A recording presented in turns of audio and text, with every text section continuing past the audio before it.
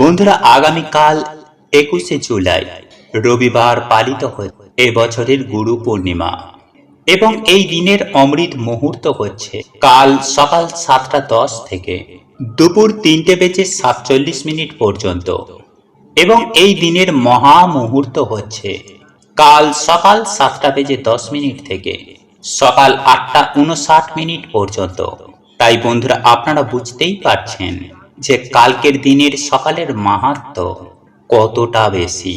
শাস্ত্র বলছে যে এই দিনে সকালে এই সময়ে যারা নিজের মনের ইচ্ছা বা নিজের মনের বাসনা বলে তা অবশ্যই পূর্ণ হয় এবং এই সময়ের মধ্যে যারা কালকে স্নান করে বা সদর দরজায় এটি ঢেলে দেয়, যারা বাড়িতে সামান্য এই জিনিসটি কিনে আনে বা বাড়িতে মা লক্ষ্মী কিংবা ভগবান শ্রীকৃষ্ণের পুজো অর্চনা দেয়, সেই বাড়িতে সর্বদেবদেবীর কৃপা সারা বছর বিরাজ করে। তাদের আর্থিক উন্নতি হয়, কাজের জায়গায় সুফল আসে, মান সম্মান এবং যশ বৃদ্ধি হয়, পরিবারে সারা বছর সুখ শান্তি এবং সমৃদ্ধি বজায় থাকে। তবে বন্ধুরা, বিষ্ণু পুরাণে স্বয়ং পরমেশ্বর ভগবান শ্রীকৃষ্ণ নিজেই সাবধান করেছিলেন যে গুরু পূর্ণিমার দিন খিদেতে মরে গেলেও এই 3টি সবজি ভুল করেও খাদ্য হিসাবে গ্রহণ করবেন না। আর আপনারা যদি ভুল করেও এই খাবারগুলি খাদ্য হিসাবে গ্রহণ করেন, তাহলে গুরুর অভিশাপে আপনারা সারা জীবন দুঃখ, দারিদ্রতা, দুর্ভাগ্যে ভুগবেন। হ্যাঁ বন্ধুরা, আপনারা রোগে ভুগবেন, জ্বলে মরবেন, জীবনে নেমে আসবে ঘোর অমঙ্গল। হ্যাঁ বন্ধু, চতুর্দিক থেকে দুঃখ, কষ্ট, জ্বালা যন্ত্রণা, বিপদ আপদ, রোগ ব্যাধি, এমনকি দারিদ্রতা আপনাদেরকে আষ্টে পিষ্টে ঘিরে ধরবে। এক কথায় বলতে গেলে আপনারা রোগে ভুগবেন, জ্বলে মরবেন। বন্ধুরা, সনাতন ধর্ম অনুযায়ী খাবারকে অনেক গুরুত্ব দেওয়া হয়েছে। আর আমাদের জীবনে সুস্থ থাকতে, আয় উন্নতি করতে, সুখে শান্তিতে থাকতে এই খাবারের অনেক ভূমিকা রয়েছে। কারণ এই খাবার নির্ধারণ করে আমাদের জীবন কতটা ভালো কাটবে, আমরা কতটা সুস্থ থাকব।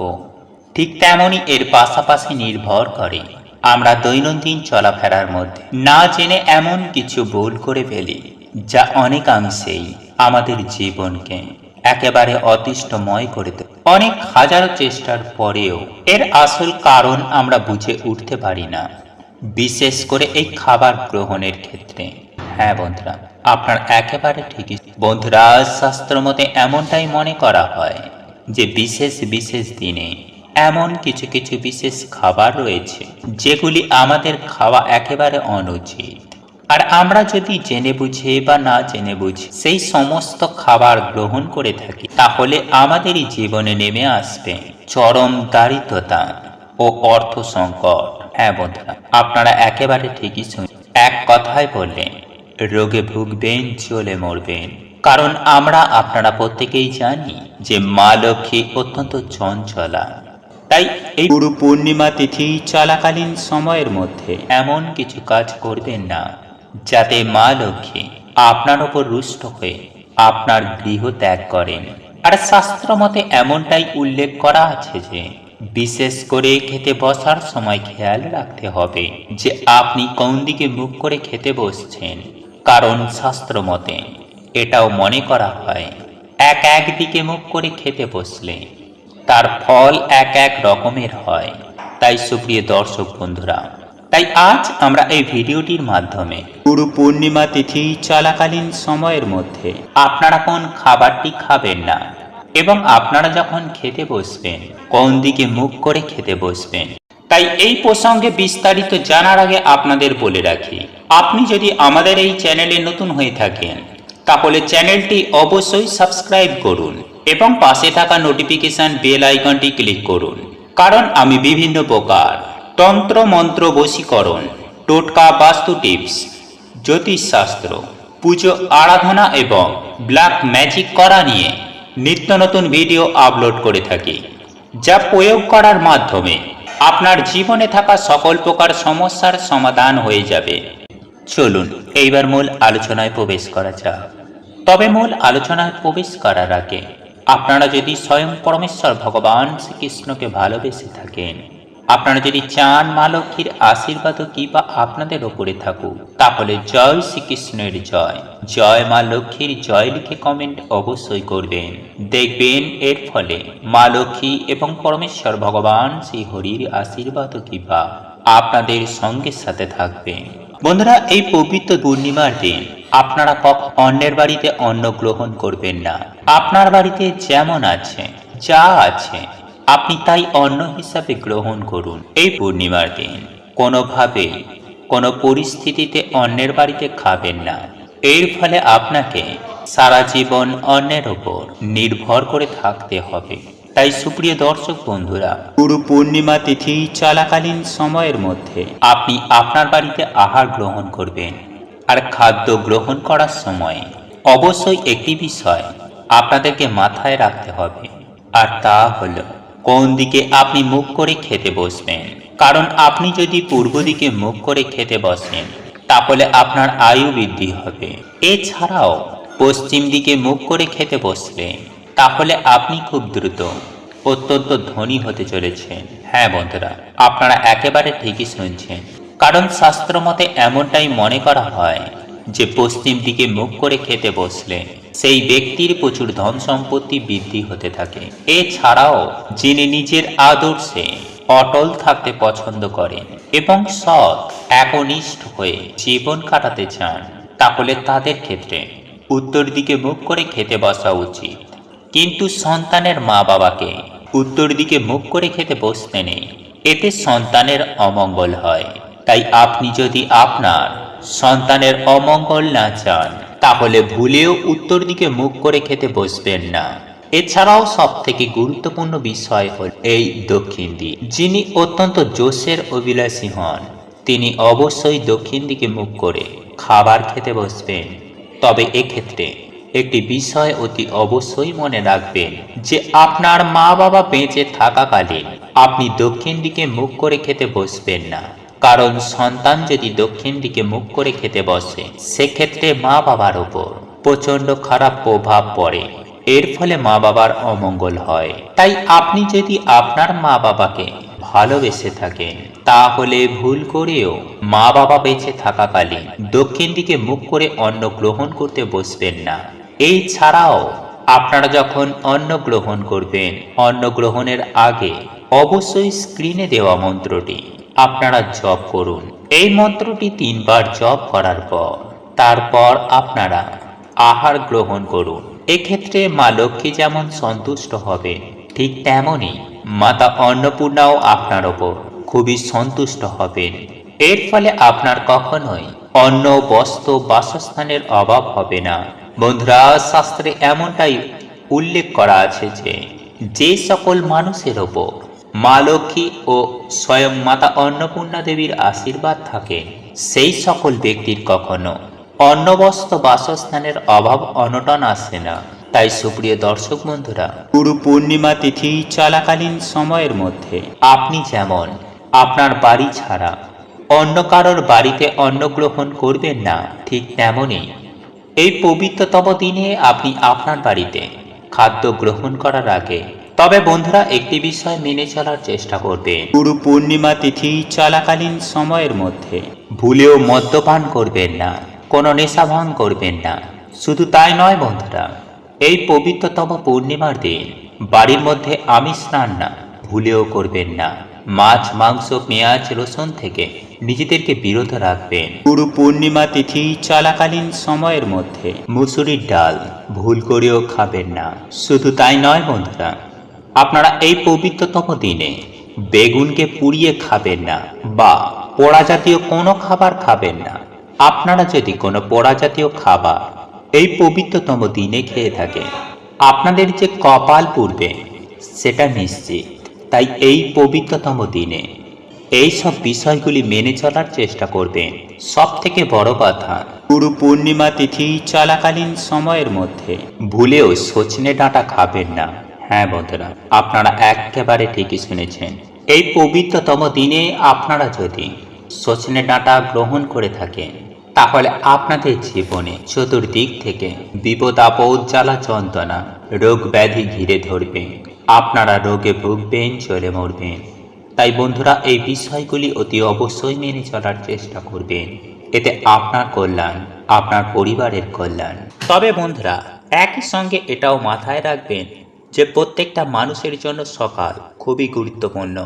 সকালে আমরা যা করব, যা দেখব এবং যা শুনব, ঠিক তেমনই এনার্জিকে বন্ধুরা আমরা বাড়ির মধ্যে আকর্ষণ করি।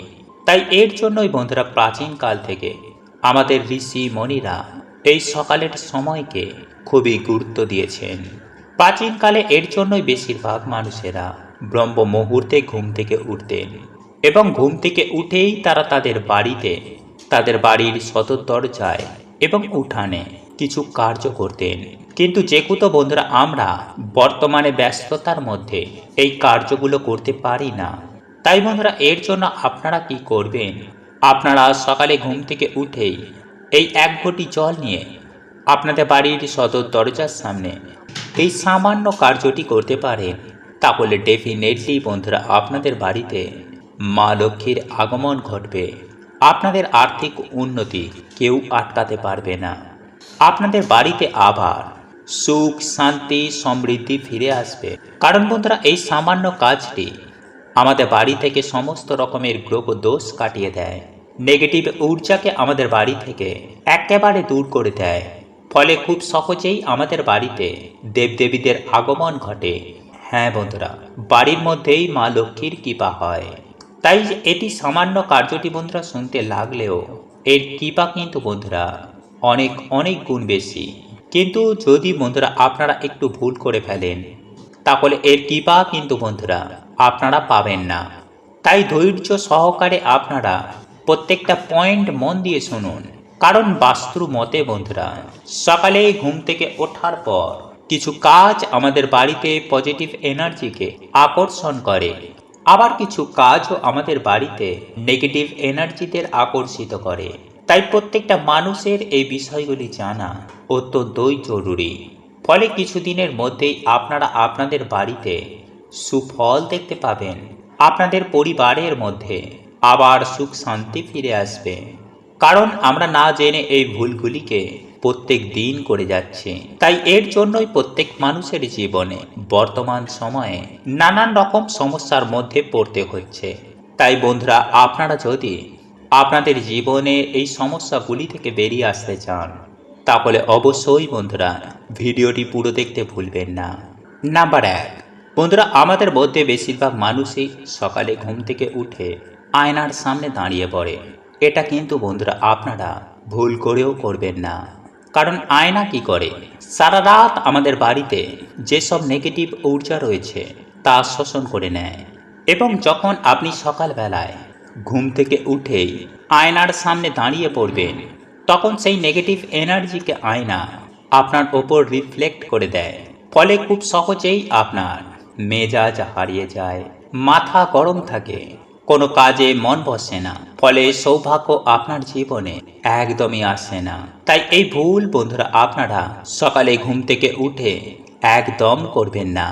নাম্বার 2, বন্ধুরা আপনারা এই দিনে কি করবেন, যে কোনো একটি ঘটির মধ্যে জল ভরবেন এবং রাতের বেলায় আপনারা আপনাদের ডাইনিং রুম কিংবা দরজার সামনে রেখে দেবেন।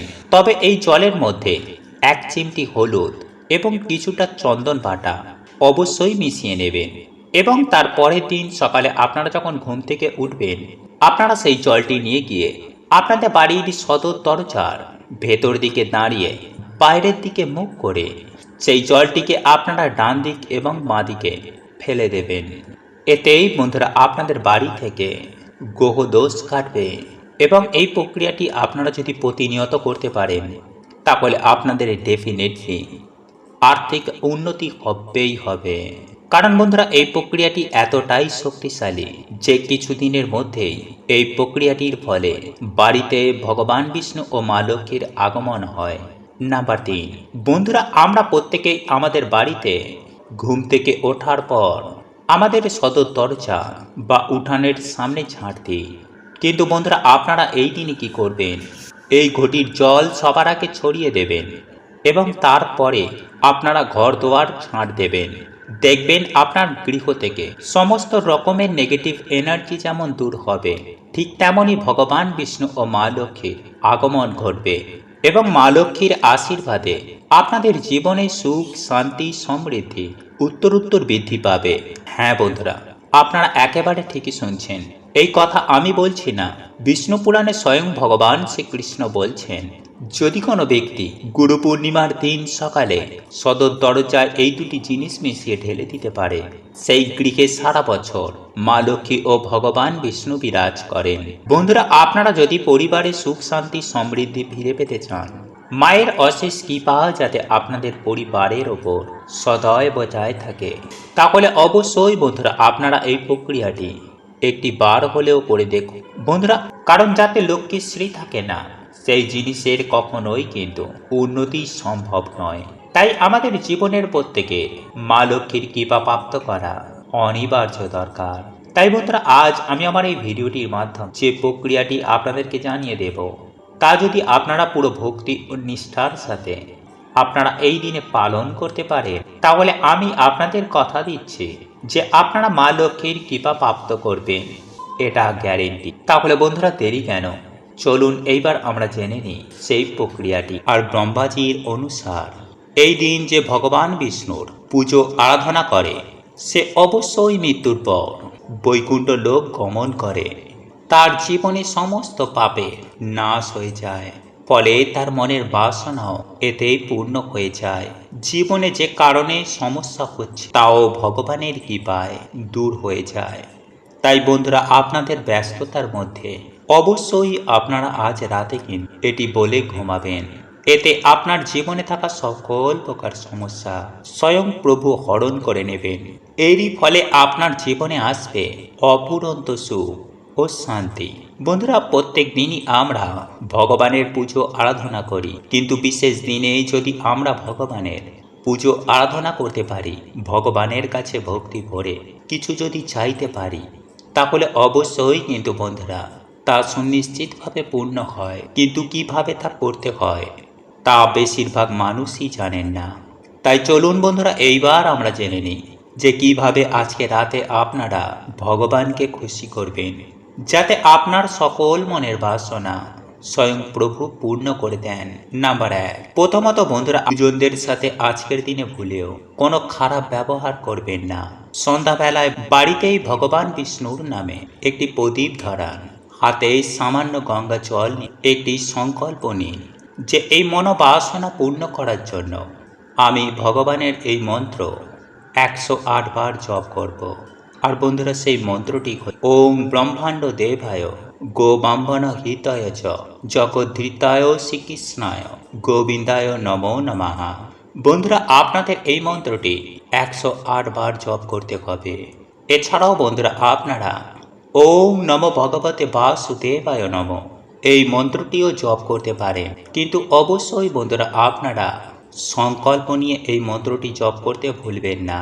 এরপর আপনাদের কাজ হবে, রাতে ঘুমাতে যাবার আগে আপনারা যে সব ফল ও মিষ্টি ভগবানের নৈবেদ্য হিসাবে নিবেদন করেছিলেন, সেগুলি সম্পূর্ণ সমস্ত কিছুই তুলে নেবেন এবং পরিবারের সকল সদস্যজনকে নিয়ে সেই কাঁঠাল, মাখন, মিছরি, তুলসী পাতা এই সমস্ত কিছুই সপরিবারে যদি খাদ্য হিসাবে গ্রহণ করতে পারেন, তাহলে সারা বছর আপনারা সুস্থ ও নিরোগ থাকবেন। সেই সঙ্গে ভগবানের আশীর্বাদে সারা বছর আপনাদের জীবনে টাকার বৃষ্টি হবে। যাই হোক বন্ধুরা, এইবার আমি আপনাদেরকে জানিয়ে রাখি যে আজ এই পূর্ণ পবিত্র রাতে ঘুমাতে যাবার আগে আপনারা অবশ্যই মনে মনে বলবেন, হে গোবিন্দ, হে হরিবিশ, আমি জেনে বুঝে না জেনে বুঝে যা কিছু পাপ করেছি, সমস্ত পাপ থেকে আমাকে ক্ষমা করুন। আমাকে এত সুন্দর জীবন দেওয়ার আপনাকে কোটি কোটি ধন্যবাদ জানাই। হে প্রভু, আপনি আমার পিতা মাতা, আপনি আমার ইষ্ট দেবতা, আপনার আশীর্বাদ আমার একান্ত কাম্য। আপনার আশীর্বাদের হাত আমার এবং আমার পরিবারের মাথার উপরে রাখুন। আমি আপনাকে কোটি কোটি ধন্যবাদ জানাই আপনার আশীর্বাদ আমার এবং আমার পরিবারের ওপরে রাখার জন্য। বন্ধুরা, আপনারা এই কথাটি অবশ্যই আজকে রাতে বলে ঘুমাবেন। দেখবেন এতে ভগবান শ্রী হরিবিষ্ণুর আশীর্বাদ, মা লক্ষ্মীর কৃপা দৃষ্টি আপনাদের সঙ্গে সাথে থাকবে। জয় শ্রীকৃষ্ণ, রাধে রাধে। প্রভু আপনাদের সকলের মঙ্গল করুক। আপনারা সকলেই সুস্থ থাকবেন, ভালো থাকবেন। নমস্কার, ধন্যবাদ।